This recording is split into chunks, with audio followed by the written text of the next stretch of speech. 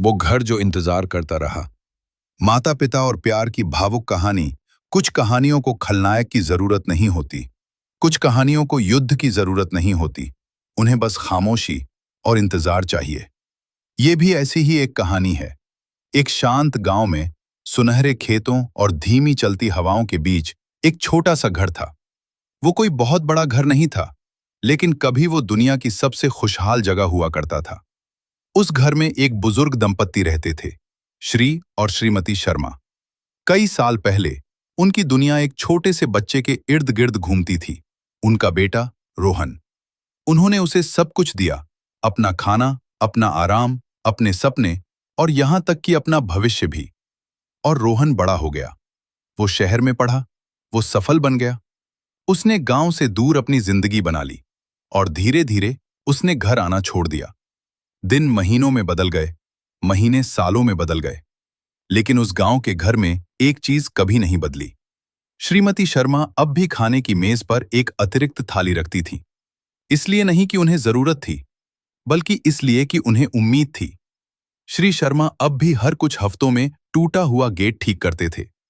इसलिए नहीं कि कोई आता था, बल्कि इसलिए कि उन्हें विश्वास था कोई आएगा। और हर रात वे दरवाजे के पास बैठते थे। ज्यादा बात नहीं करते थे, बस सड़क को देखते रहते थे, इंतजार करते हुए। एक दिन रोहन वापस आया, लेकिन खुशी लेकर नहीं, यादें लेकर नहीं, बल्कि एक फैसला लेकर। माँ, बाबा, मैं यहां आपकी देखभाल नहीं कर सकता। शहर में मेरी जिंदगी बहुत व्यस्त है। मैंने आपके लिए एक अच्छा वृद्धाश्रम तय किया है, आप वहां सुरक्षित रहेंगे।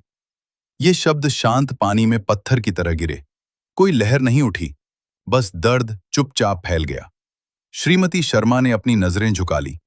श्री शर्मा ने अपने बेटे को लंबे समय तक देखा और धीरे से पूछा, बेटा, सुरक्षा जरूरी है, लेकिन क्या बच्चे अपने माता पिता को बस यही देते हैं? रोहन के पास कोई जवाब नहीं था। वो इमारत साफ थी, शांत थी, व्यवस्थित थी, लेकिन वो घर जैसा नहीं था। वो एक ऐसी जगह थी जहां समय जैसे रुक गया हो, उन लोगों के लिए जो अब भी उसके आगे बढ़ने का इंतजार कर रहे थे। श्रीमती शर्मा हर दिन खिड़की के पास बैठती थीं। श्री शर्मा गेट के पास हर कदम की आहट देखते रहते थे। दिन बीते, फिर हफ्ते, फिर महीने, लेकिन दरवाजा कभी नहीं खुला। वैसे नहीं जैसे वो उम्मीद करते थे। एक शाम शहर में तेज बारिश हो रही थी।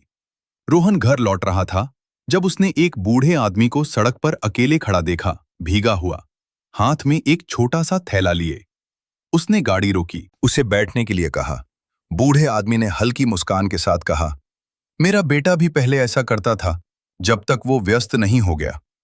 ये शब्द रोहन के मन में उस सफर से भी ज्यादा देर तक रहे। उस रात उसे नींद नहीं आई। कई सालों में पहली बार उसे अपने घर की खामोशी याद आई। ना उसकी सफलता, ना उसका काम, बस उसके माता पिता का इंतजार। अगली सुबह रोहन वृद्धाश्रम पहुंचा। हर किलोमीटर उसे और भारी लग रहा था।